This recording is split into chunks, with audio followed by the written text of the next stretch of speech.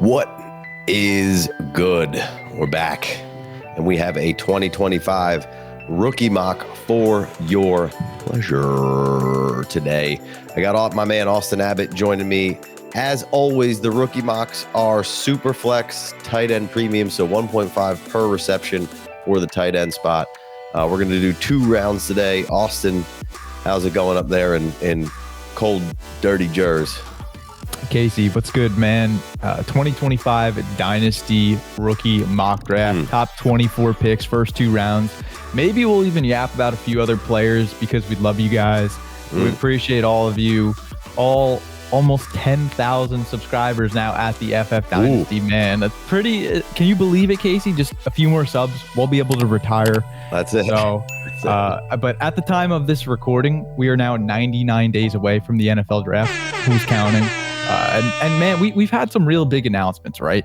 Whether it was Penn State's running backs, unfortunately, both deciding to go back, right? That's a bummer. It's okay. Yeah. You know, we already love the 2026 class now, that being Kaytron Allen and Nick Singleton. And we just saw Quinn Ewers declare. Tyler Warren just declared, I think it was yesterday. So a lot of action lately and a lot more to come. So let's get after it, man. Let's fire up the 2025 Dynasty rookie mock draft. Yeah, we gotta see, make sure the Ohio State running backs are included. So hopefully after their game, they'll say, hey, we're national champs and when we're going, not that I want them to win the national championship, but I think they're going to. We're national champs and we're going into the draft here. So they are in this draft, full disclosure. Yeah, so like my guy Austin said, we got a 2025 rookie mock Superflex tight end premium. We're going to go 6 picks at a time. So I made a pick, Austin made a pick, I made a pick, Austin made a pick, and so forth. The first 6 picks are Ashton Jeanty at 1, 2 Omarion Hampton, 3 Kaleb Johnson, 4 Cam Ward, 5 Shedeur Sanders, and 6 Tetairoa McMillan. So 3 running backs, 2 quarterbacks, and 1 wide receiver in the first 6 picks. I don't think we need to spend a whole lot of time on Jeanty. That was the first pick. That was my pick. Austin, do you have anything that you want to add on Jeanty? I think pretty much all across the industry right now, he's the 1-1 in just about any format. So anything you want to add here before we get to talking about the other 5 guys? No need to. Let's move on. No notes, as they would say. All right. So you took Omarion Hampton over Kaleb Johnson, over the quarterbacks, over Tetairoa McMillan. Obviously, right now as we go, which, you know, this will change, and we're going to go through everything with a fine-tooth comb, but we've started diving in. We've watched film. We watched the games from the year. We're going through numbers, and this is, you know, initial digestion of kind of what's happened in 25. So these will change some more, but you have Hampton above Johnson, it would seem. Is that correct? Yes. I love Omarion Hampton, man. He's been I've just been a massive fan for, I'd say, at least 2 years now. I mean, he's got the size, he's got ridiculous production, he's got the durability, right? I wish he would have played against some better collegiate defenses, right? I could say that about a lot of players, right? But that's something that's out of his control. Again, the usage was everything that you want to see. And I firmly believe he'll be able to replicate that in the NFL, right? There's a lot of landing spots that I find wildly appealing for Omarion Hampton. And I'd be willing to bet he's going to fall into a very good spot. Yeah, so I don't mind taking the Hampton. Obviously, I went Kaleb Johnson. I kind of took Kaleb Johnson there because I wanted to see if Austin would take a quarterback because he's always making me take the quarterback. But I do like Kaleb Johnson. And in fact, I think I would have Kaleb Johnson over Omarion Hampton right now in this part of the cycle for me personally. And it's no slight on Hampton. I think Hampton looks great. Little bit different players for how they get the job done. Hampton's kind of that power runner, really hard to get to the ground, but kind of moves in straight lines, right? That's his best attribute, getting going in a straight line, breaking tackles pretty quick, maybe not the craziest long speed, but it's good enough. Whereas Kaleb Johnson seems like a bit more creative with what he does. He is powerful and can break tackles, but he also, just the way he moves, like if you had a diagram of how they move, I feel like Omarion Hampton's would kind of be like straight angular lines moving there, whereas Kaleb Johnson's would kind of be curvier and serpentine-like. Not that he's doing all sorts of crazy wasted movements with Kaleb Johnson, but it just a lot more bend and feel to kind of how his running style. Not that there's anything wrong with Hampton, like I said, but I think personally going through 3 all-22s of both of them, I came away liking Kaleb Johnson a little bit better for early on in the process here. Yeah, and we're going back and forth right now, but I think this is something that's going to continue throughout the entire draft process. And even it could be a few years into their NFL careers, right? Because there's not a big gap, in my opinion. Like, yes, I do have Omarion ahead of him. It's very close. And I could definitely be persuaded, especially if he has a better 40 time, because that's all that matters in my evaluations. Right? No, of course. Joking. Obviously, there's a little bit more that matters, a little more pieces to the puzzle than just the NFL Combine, even though we do love it, Casey. But no, on a serious note, man, I'm interested to see the draft capital for both players. I think it's going to be pretty close. I do expect Omarion to go above him. But yeah, man, this is a very valid argument.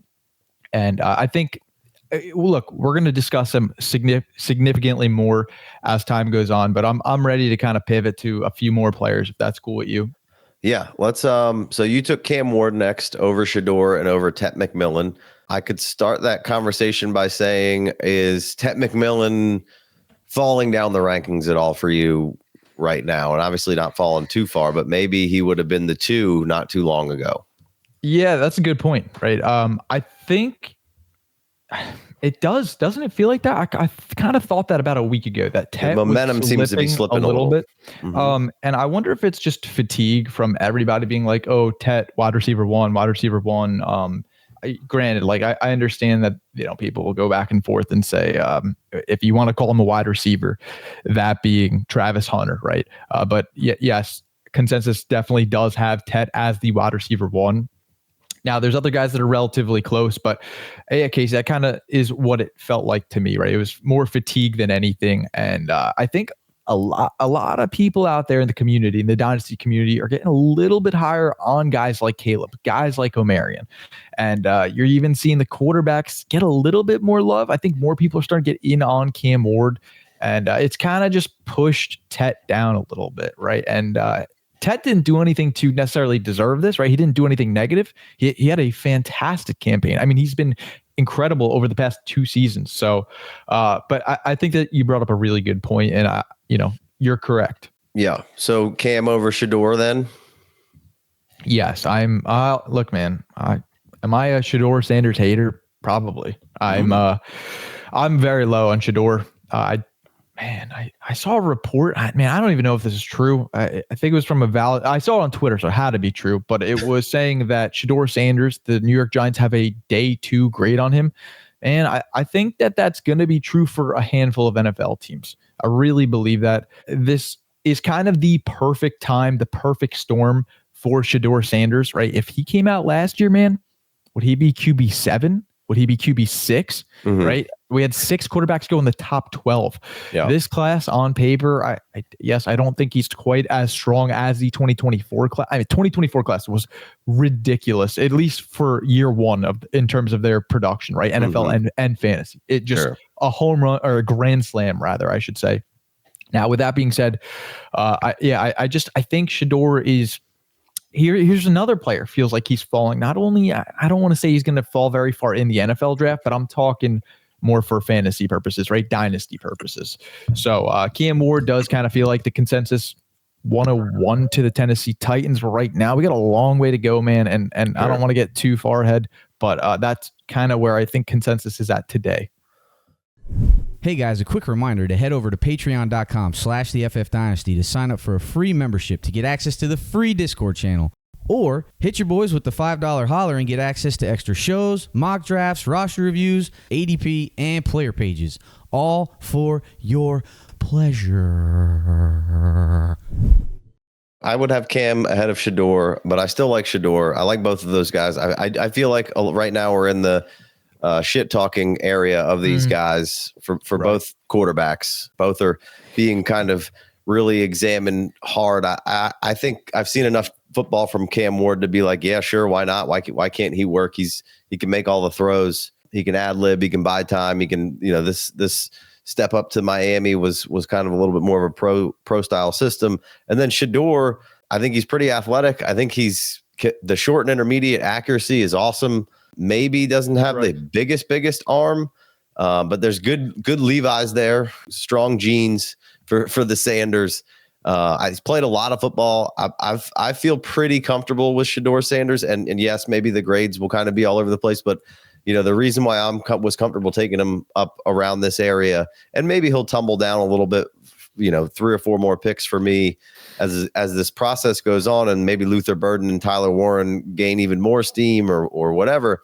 But at the end of the day, I do believe he's going to go in the first round and probably the top 5 of the NFL draft. So, that makes me feel pretty comfortable that he's going to get an opportunity. And I think he's better than some people are giving him credit for. I think he's got a lot of the tools, and as any quarterback and any player, it's really good. Where he goes and what's surrounding him is really going to be pivotal in, his development and if he succeeds or not. So, I'm fine with Shedeur. Maybe some people think that's a little too high for him. Seems like you're maybe would have drafted him a little lower at this point, maybe the end of the first round or so. So we'll figure that out as we go. But I do like Shedeur. Took a lot of sacks this year. So that some people will point to that's a quarterback stat. I mean, I think some of it can certainly fall on the quarterback, but the offensive line hasn't been outstanding through his tenure at Colorado there. So, but he's made a lot of big plays. He's made a lot of exciting plays, a lot of off script stuff. And I think he can move around pretty well. So I like Shedeur there, and Tet falling down to 6 feels appropriate for the climate right now on Tet McMillan, right? I think a lot of people are throwing up the contested catch kind of red flags right now of being concerned that, way back in the day, the N'Keal Harrys of the world, brought that stat to light rather, and started bringing some concern for that. And I think there's now some people who are really going over Tet's numbers, and maybe from the analytical profile that's starting to scare people. That he's just not this big separation machine, which typically a guy of his size isn't going to be. You're looking for more like a Mike Evans style player here. That you, and if he's anywhere near that, that's awesome. So that's the top 6 there. You want to move on to the next 6? Also, yeah, I'm ready. All right. So at 7, you had Tyler Warren. At 8, you had Travis Hunter. At 9, Luther Burden. At 10, Trey'veon Henderson. 11, Quinshon Judkins, and rounding out the first round, Emeka Egbuka. So we had 3 of the Ohio State players all in a row there to end that round. I led the round off with Tyler Warren. It's tight end premium, but there's going to be a lot of this hype has been building and building and building, and then he has a great game in the national audience viewing. Got to see Tyler Warren up close and personal, and this man is 6'6", like 260, super athletic. Running the ball in there, getting it 10 yards behind, running to the edge, stiff arming a guy, and then kind of taking off and getting 10 yards. You just see the athleticism kind of oozing out all over the place with Tyler Warren. We just had somebody like Brock Bowers hit. So to me, I'm really, really excited about taking Tyler Warren, up pretty high. He's obviously not Brock Bowers. He's built completely different than him. He's a ginormous freak. He looks like he's playing with middle school kids out there, and he's playing with other college players. Just looks like a certified grown man. So, but he's kind of got that like Kittle vibe to him, just laying it all out there, reckless with his body, making the big catches, smashing you if he needs to smash you, run with the ball in his hands for being how big he is. I've been kind of comparing it like a Kittle McBride hybrid baby right there. Just a big fella running around. So I took him there. And then you went with Travis Hunter on the next pick. So, I think not having a defined role is kind of scary with Travis Hunter, which keeps me off of really, really being all in on him. So what's your thoughts on Travis and handling that going into the fantasy season here? Yeah, look, Travis Hunter, without question, is the most difficult player to talk about just because of the situation, right? I don't know what reality will be. I don't know what his snap percentage will look like at each position. I don't even know if he ends up playing wide receiver at the next level, right? I know that for a fact he's going to be drafted, immense draft capital. We'll see, right? And look, man, it could be 3 overall to the Giants, right? That seems to be a pretty favorable spot right now. I think it's very realistic. We know he's going to be a focal point of whatever team he goes to. It's just what side of the ball is it going to be? And I would love to believe that he'll excel at both sides, but I don't think that's going to be the case, right? I think that one head coach or general manager or owner is going to really want him to be the absolute best version of himself, playing 90+% of snaps on one side of the ball. Maybe they have some unique packages and utilize him in other ways, right? That's a possibility. But Casey, all that to say, this is so unique. Like, we have not seen, I don't even know the last time we've seen something like this happen. At least as long as I've been playing Dynasty, 8 years now, and I have never come across something like this. So it makes it fun. It makes it difficult to rank him. If I could confirm that he was a wide receiver, 100%. He'd be going earlier. No doubt he'd be going earlier. And there are probably going to be people in the comments yelling at me right now saying, like, so you'd have him as the first receiver off the board? I mean, it's him and Tet, right? They go back and forth for me. I understand if you want to put Hunter as your wide receiver one, if you knew he was just going to be a wide receiver in the NFL, like, I don't have a problem with that. I don't. I get it. The talent is there. So unfortunately, you're going to get one side of the ball is going to get robbed a little bit, because in the NFL, you're not going to get the full play on both sides like he was in college. And either side that he chooses, I think he can be pretty elite at, because his movement skills and his body and how seriously he takes everything. He's going to be great at whichever side he ends up being full time on, and the other side will still be awesome too. But there's a little risk built in, but he is a really sexy pick if you can get him at 8 and he is a full time wide receiver. And Casey, I want to touch on Tyler Warren real quick. Right, I thought you brought up a lot of real valuable points. The tight end one in the 2025 rookie class, coming off 104 receptions, 1,200. Baby. Insane, right? Insane. 1,233 yards, 8 touchdowns. And look, if you have a high drop percentage or high drop rate, it really doesn't bother me as much as it used to in the past. It's something that I don't think as highly of in my personal evaluations. But when you have a real low drop rate, not going to be mad about that, right? 135 targets, a 2.8% drop rate. Like, insanely strong number right there. 61.9% contested catch rate. Now that's 13 for 21, Casey. Now we're talking a player that has hands, excels as a blocker, dominates in contested catches, and he's 6'6", 257. Yeah. Okay, so a lot to like there. I know he's a little bit on the older side. Just talking about it. But yeah, man, Tyler Warren, a lot makes sense. I think that there are a handful of landing spots. Like, it could be the Indianapolis Colts at 14. We could see Cincinnati. We could see Denver. The Chargers. Like, these are teams that cross all my those mind. would be awesome. But I think they're all realistic too, right? I'm not even just sitting here being selfish for what I want to see for fantasy and dynasty purposes. I think this is very realistic. Tyler Warren, man, it just growing on me more and more. God, there was one more thing I wanted to mention on him, but Casey, I'll let you yap for a minute. Hopefully it comes back to me. Yeah. I went Luther Burden there at 9. I don't know. I feel like you might be a little lower on him than me. I don't know if he's even in the first round for you. We'll take that comment in a second. Obviously didn't have the campaign that you wanted him to have in this year, but last year there was plenty of people, really caping for Luther to be wide receiver 1 in this class. He had that big of an impact and that good of a season last year. He had South Carolina game, he puts on a big time play. Like, it's all there. The offense just kind of, tightened up and wasn't as dynamic this year. But Luther Burden's 5'11", 208. I think he just turned 21. Absolutely shredded 2023. He was 10th in targets, 10th in receptions, 10th in yards, 2nd in yak, 4th in yak per receptions, which I love these yak kings. 3rd in yards per route run, 27th in ADOT, still with all that going on. And 10th in missed tackles forced with 20 and a bunch of first downs. So this is a guy who, I've talked about it before, that in the kind of systems that are being run around the league, a lot of Shanahan influence, yak kind of stuff set up, this guy could be really, really, really, really dangerous at the next level. And this is kind of my favorite type of receiver. So I'm pretty smitten with Luther. He hasn't really fallen down at all for me, and so I really, really like Luther Burden. What would your take be here on Luther on where you would take him? Is this right? Too high for you? Where you at here?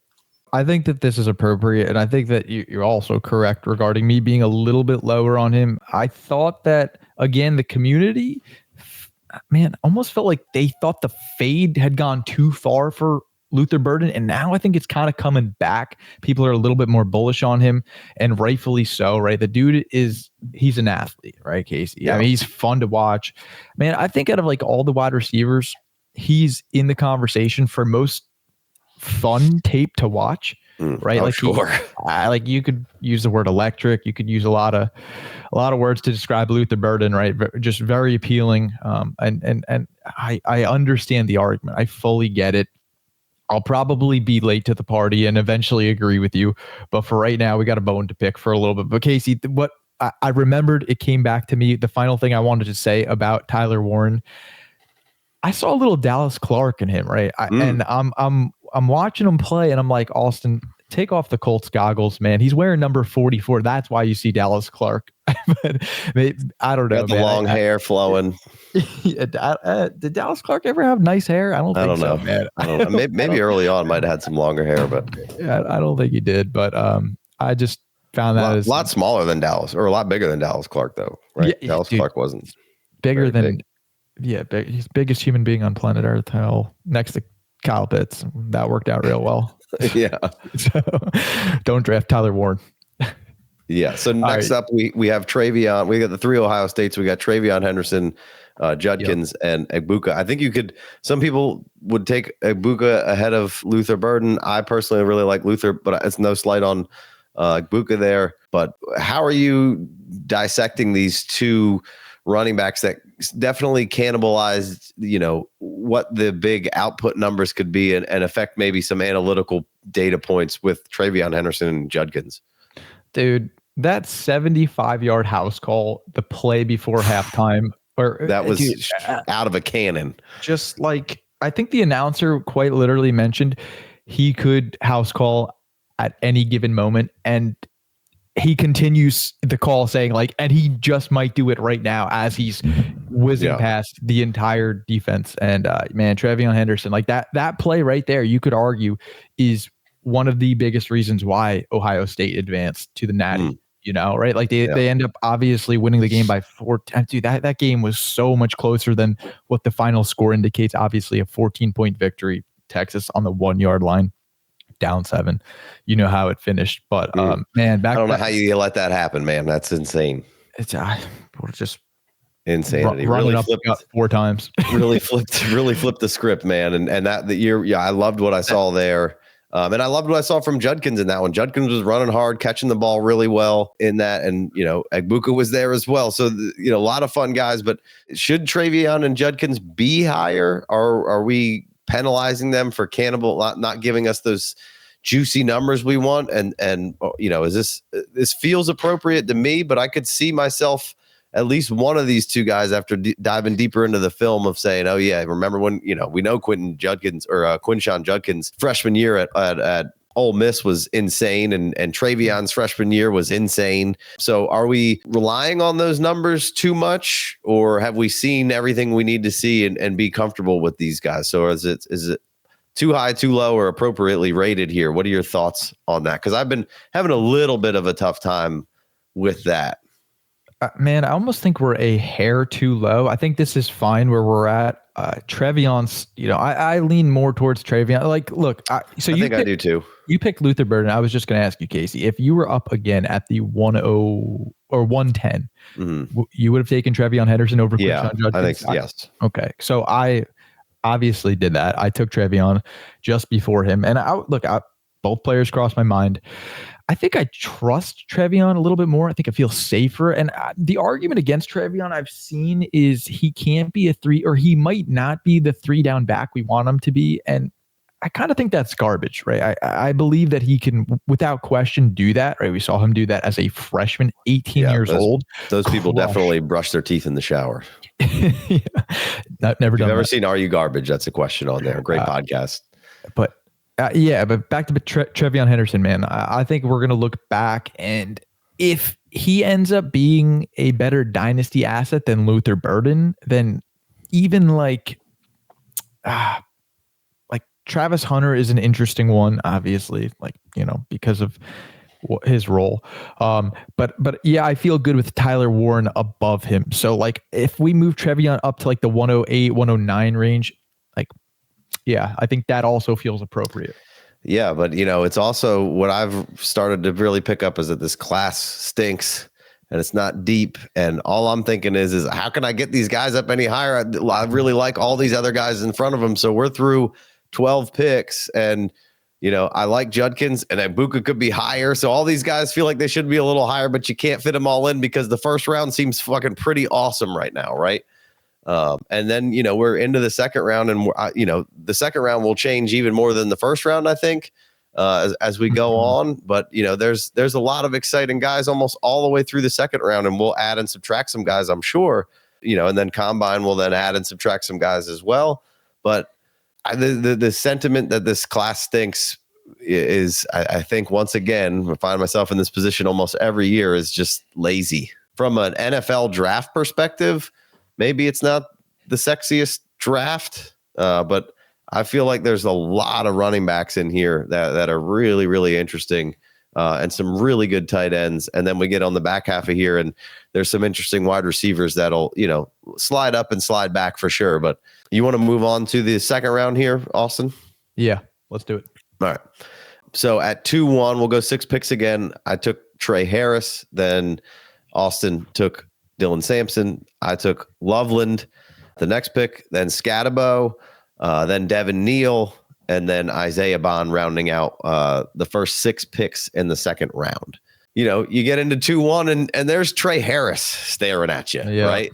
I mean, I'm so excited to draft Tre Harris. Like, and I don't know if the Combine's going to come out and do anything awesome for Tre Harris, but this is like, I think he's 6'2", 6'3", 210. Like he's not a burner per se, but just a great outside possession kind of wide receiver. But man, his body control is outrageous. The hands are good.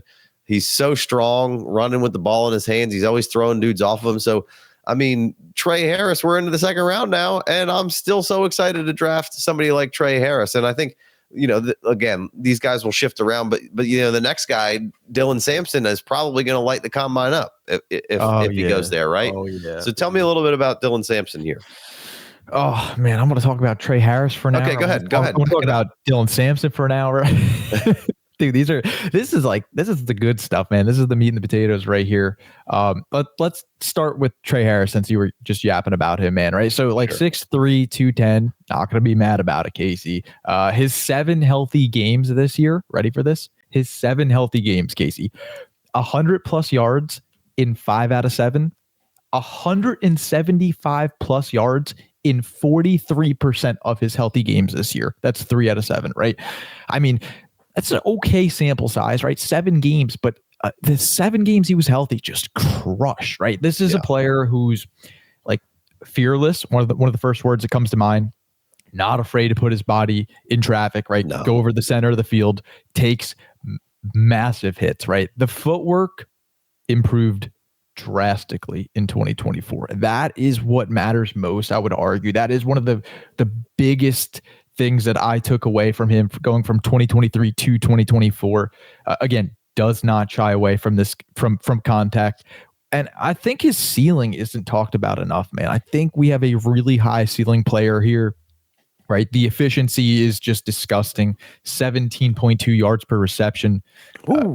Gradually increased. 2023 was 18.1, I think, yard per reception too. So good point, man. But listen to this, like gradually increasing in missed tackles forced every single year of his collegiate career. He had 11 this year.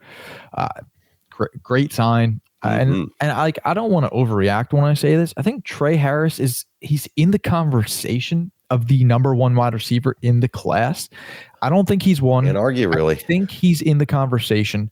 But yeah, that 6'3", 210 frame, over 1,000 yards, 7 touchdowns, 61.5% contested catch rate. And this is the final note I'll leave you with, Casey. First in college football in yards per route run at 5.15. First in yards per route run versus man at 9.28. And second in yards per route run versus zone at 4.05. These numbers are just stupid. Quite frankly, like this is, I don't even know how this is a realistic stat. Like 9.28, man. This is per PFF.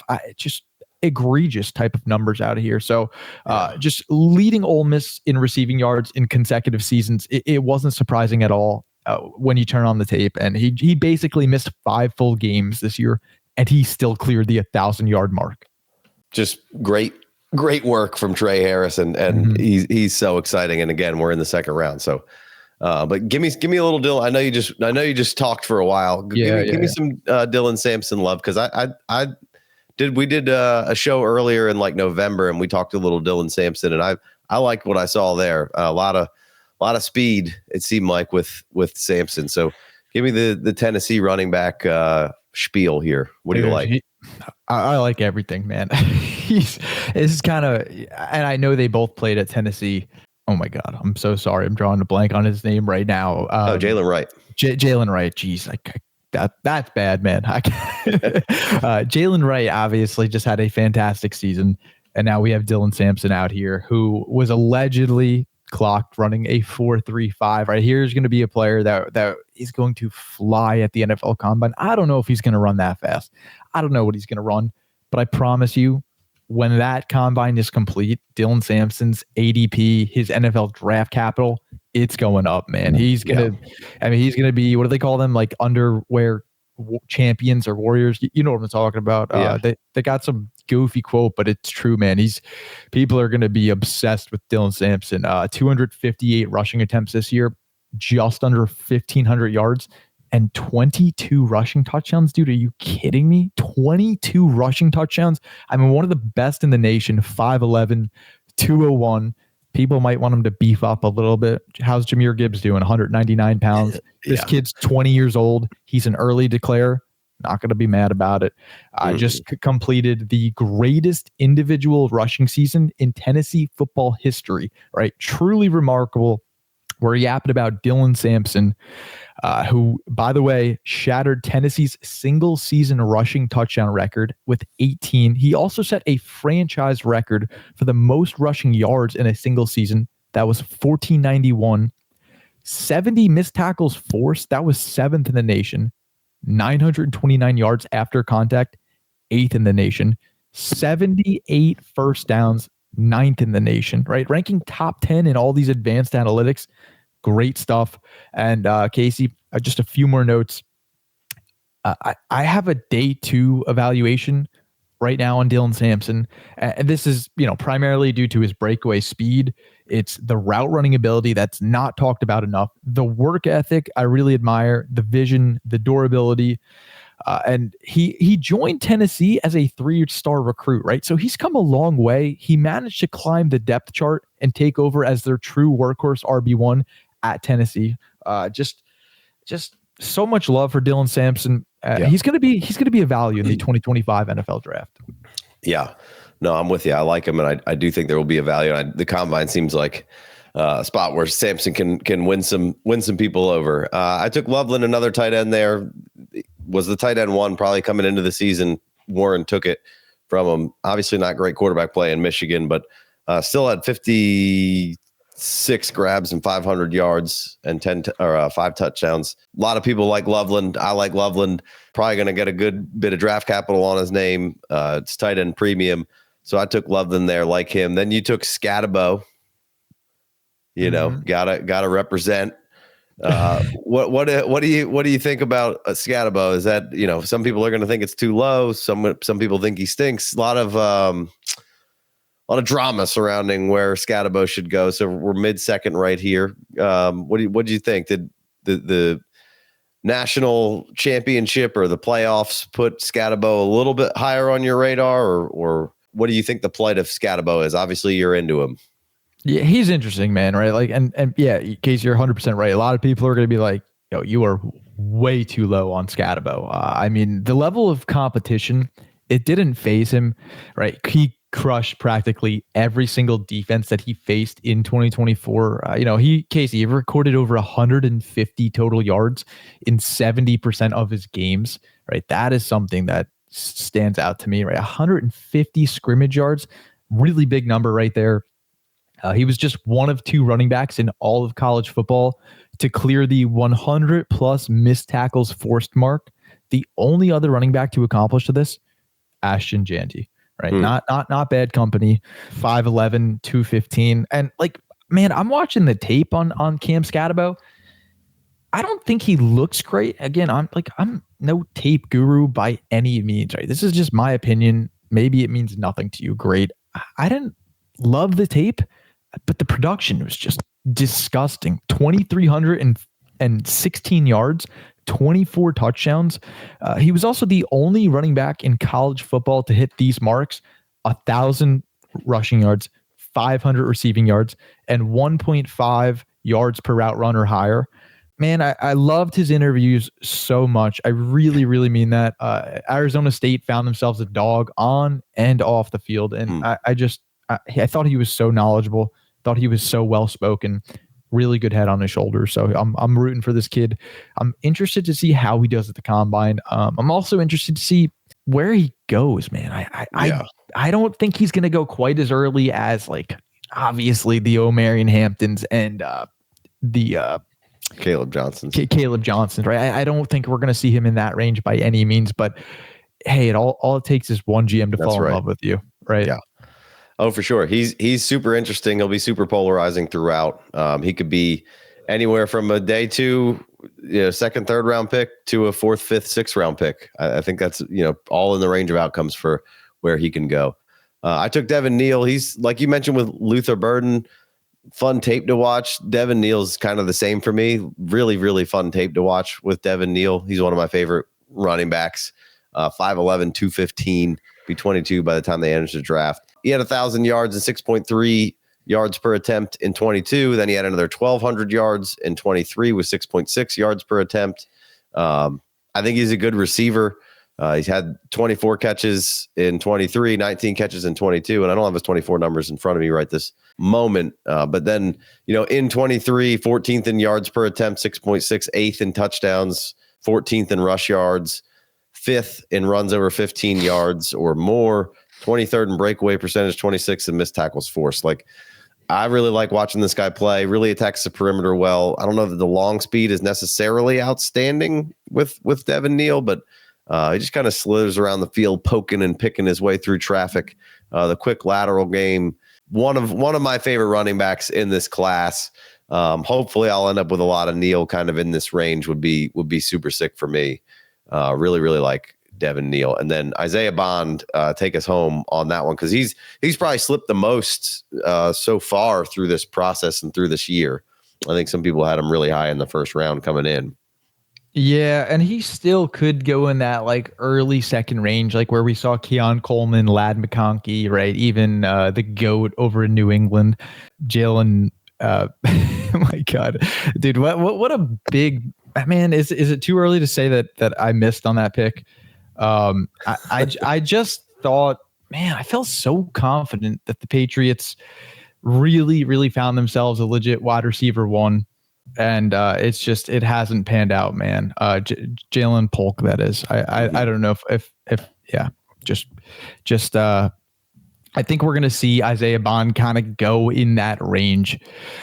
He's, I guess I'll use the word polarizing, right? Obviously, he goes from Alabama for 2 seasons, pivots over to Texas, right? Takes the leap. Doesn't really ever have that breakout year, right? You could say Austin, what about his sophomore season, right? Almost 700 yards, 48 catches, right? I think, he's going to be one of the fastest wide receivers in this class, but man, this is Casey. Okay. So what pick was this? Was this the 206? Right. Okay. So this is close to the range where I'm starting to get a little uncomfortable with the players, right? And I think Devin Neal, Skattebo, Colt, like Dylan Sampson range. I think that's kind of where it felt Jordan like there was James. Yeah, kind of close, but that's kind of where it feels like there's a cutoff. There's a tier for me, right? This is all right. I'm a little less bullish on these guys now. I still like them, just not quite there. And Isaiah Bond is in that lower tier for me personally. Yeah. All right, let's get through the last 6 here. We're gonna read these off and get out of here. Jordan James, who I do like. I would extend that line down to him for me for sure. Then you took Jaden Higgins. That's Iowa State. And then I took Harold Fanning Jr., tight end Bowling Green, Jalen Royals, Utah State, Quinn, the Eskimo Ewers from Texas, just declaring. And at the end of the second round, I know a lot of people hate him. He'll pop up and have these great sections of games where it's there, man. We just got to harness it and make it full games. Texas was in position to win that game, and maybe we look at Ewers a little differently if he doesn't get strip sack fumble score on him. And then on the last one, we have the Stanford wide receiver, Alec Ayamanor. I don't know. I haven't watched the tape yet. Ayo Manor. Is that right? Alec Ayo. All right. And, I know a lot of people like him, so I think he could be somebody who moves up this board throughout the process pretty easily. Some people really like Royals. I like Fannin. He's a little bit smaller of a tight end, maybe more in that Brock Bowers mold of like 6'3", 6'4", kind of 230, 240, but 100 receptions in the regular season this past year, 1,300 yards, 9 TDs. He's a whole lot of fun to put on tape. His yak per reception, 7.5 yards per route run, 3.65. So kind of a little bit more in that wide receiver realm of tight ends a little bit, but a lot of kind of on what he does and how he plays, but was in line 39.9% of the time.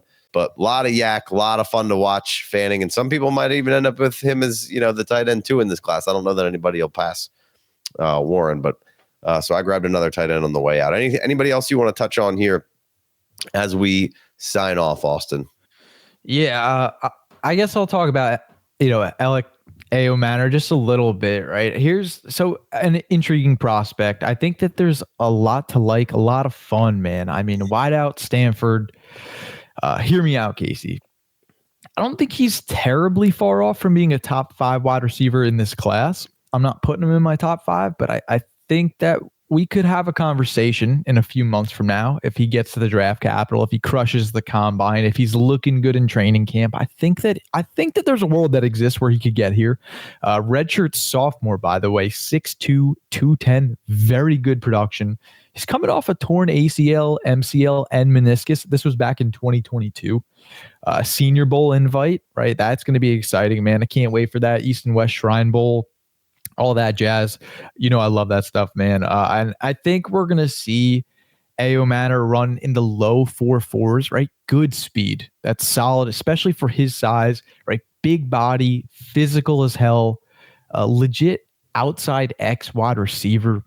I'm in on him, man, especially at his ADP here at the 212 in Dynasty rookie drafts. I really, really love his profile. All right. Well, we'll have so many more guys to talk about. There's guys on this list that I'm sure people are like, hey, how is that guy not on this list? Leave us in the comments below, like Woody Marks and DJ Giddens and RJ Hayden, RJ, what is it? Harvey from UCF. A lot of guys who are exciting, and people might have favorites of how they're not on here. Hit us with the comments below. I'm sure they'll make it into the list here at some point as we dive deeper and deeper into these tapes. Again, we're super early on, so nothing's said with a ton of conviction just yet. We're going to be going over all these guys multiple times, multiple different iterations of these drafts, and then subject to change all throughout, all the way up to August. So make sure you're keeping it locked and loaded with the FFD. Make sure you go check out Austin on the Twitters at Austin Abbott FF, 2 B's, 2 T's, and 2 F's. You can come check us out on the Twitter at the FF Dynasty. You can also come check us out on the Discords. We got a free Discord. We also have a $5 holler Discord. Get you an extra episode, get you access to our ADP mock drafts that we've been doing. It's the best way to get on mock draft Mondays and get a shot to be drafting. They get the first crack at it. So lots of fun stuff going on over there. ADP should be out real soon. Rankings out probably right now for Dynasty players. So make sure you go over there, check all that out, and make sure you go check Austin's Patreon out as well. A lot of good stuff going on over there. Same kind of deal of rankings and lots of extra goodies from the brain of Austin Abbott over there. So make sure you check that out. Until next time, he's Austin Abbott. I'm Casey Myers. We're the FF Dynasty. Peace.